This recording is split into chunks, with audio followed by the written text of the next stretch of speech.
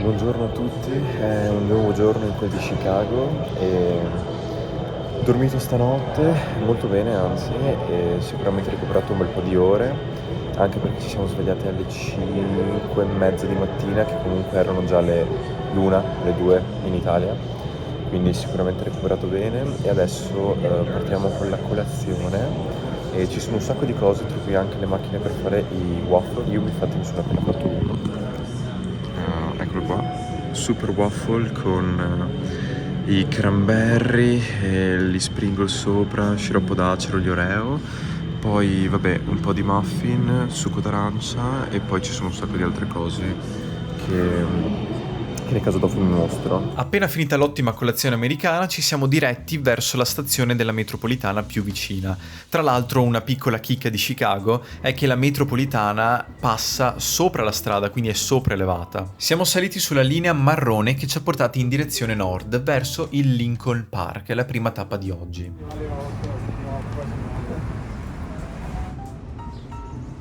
Abbiamo la statua del signor Abraham Lincoln, proprio là.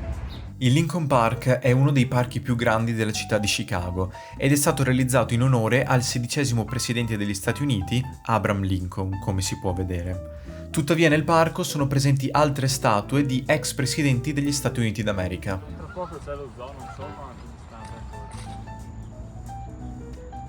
Abbiamo appena avvistato il terzo presidente che è a cavallo e quindi stavamo dicendo che è molto probabile che il presidente sia Roosevelt, ovviamente sapendo tutti questi fatti da una notte al museo. Una notte al museo, no, dai libri di storia, da una notte al museo.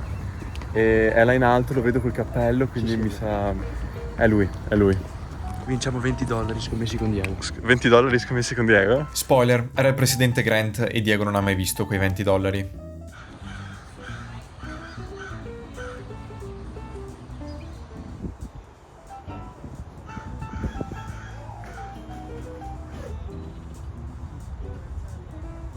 Al Lincoln Park c'è anche uno zoo, c'è il Lincoln Park Zoo che è gratuito, tra l'altro siamo appena entrati e ci sono un sacco di animali che adesso vi mostro appena ne incontriamo.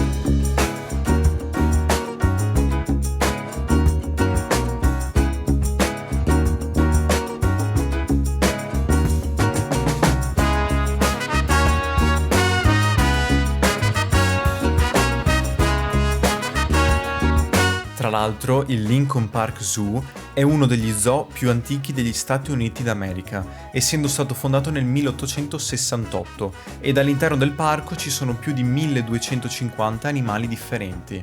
Lo zoo è membro della Società Zoologica Americana, AZA, ed è quindi conservato e gestito a livello statale.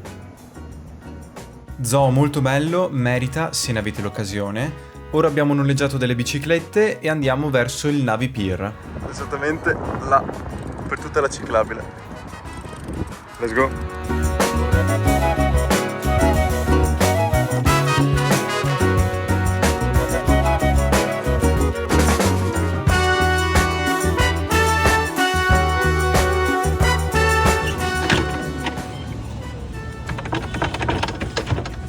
A posto. Andata. Navy Pier.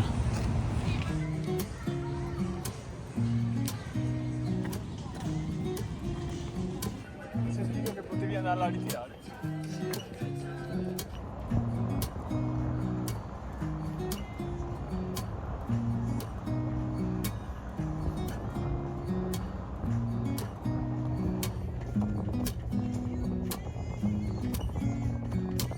Finita la passeggiatina veloce al Navy Pier, ci siamo quindi diretti verso la Willis Tower, uno dei grattacieli più alti di tutta la città di Chicago. Infatti detiene il record di essere il grattacielo più alto di tutta la città, con ben 110 piani. È stato inaugurato nel 1973 come il grattacielo più alto del mondo e ha detenuto quel record per circa 25 anni fino a quando poi è stato superato da tutti i moderni grattacieli che tutt'oggi conosciamo. All'interno di esso c'è lo Sky Deck, un'attrazione turistica dove puoi salire fino al 103° piano del palazzo pagando all'incirca $40 a persona e si può ammirare tutta la veduta su Chicago. Welcome to the Sky Deck. You're on your way to the top of the tallest building in the Western Hemisphere, feet and Paris's stunning Eiffel Tower. Più su della Torre. The Bank of China Tower in Hong Kong. 1,250 feet, and the Empire State Building in New York. Più alto. And now we're here, 103 stories. Come on, oh baby, don't you wanna go? Come on, oh baby, don't you wanna go? Back to that same old place, sweet home, Chicago. Praticamente hai una vista a 360 gradi di tutta Chicago da questo palazzo. Altitudini 412 metri, 26 gradi. Ci sono dei pezzi praticamente di vetro che sporgono fuori e tu puoi metterti sopra il vetro e sei sospeso in aria mentre ti puoi fare la foto. Back to that same old place, sweet home, Chicago. Devo dire, sicuramente è un po' costoso, però ne è valsa la pena. Secondo me è una delle attrazioni turistiche comunque più belle che puoi fare nella città di Chicago.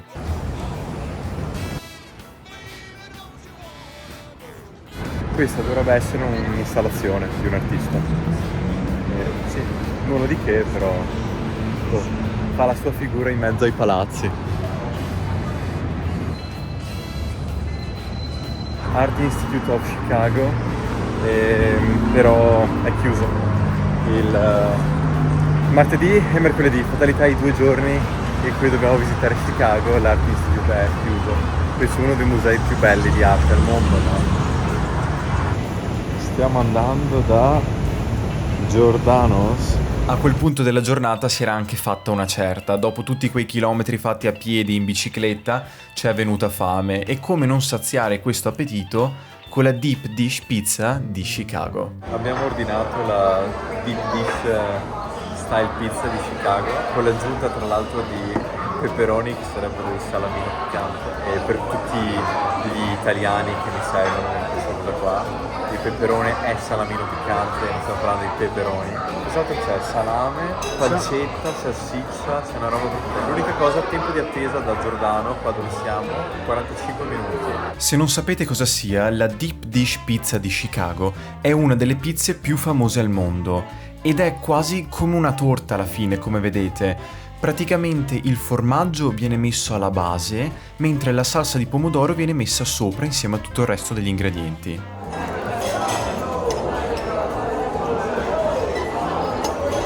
Non è male. C'è una spezia C'è una spezia, sì. che non capisco cosa sia. Non fa cagare, diciamo. Ottima considerazione. Non capisco che spezia c'è. Ce n'è una che proprio è tipo finocchio, una roba del genere. Per me se non la mettevano era meglio. Anche com'è. Recensione della pizza. Non possiamo classificarla molto come pizza da italiani, ok? Non era malvagia, c'era secondo me un accenno di finocchietto selvatico, rovinava un po' il sapore della pizza. Da provare secondo me se siete a Chicago, quello sì, perché almeno la provi, è uno dei piatti più tipici. Sì, dei piatti più tipici americani, e quindi la proverei. Però comunque anche i prezzi sono comunque relativamente alti, $40 comunque in 3, che non è malvagio. Adesso torniamo verso l'hotel. E con questa ultima pizza un po' particolare da Chicago si conclude anche la seconda giornata negli Stati Uniti d'America. Domani infatti prenderemo l'auto e lasceremo questa splendida città alla volta della Route 66. Quindi mi raccomando, rimanete sintonizzati e noi ci vediamo lunedì prossimo alle 19 con un nuovo episodio dagli USA. Ciao ciao!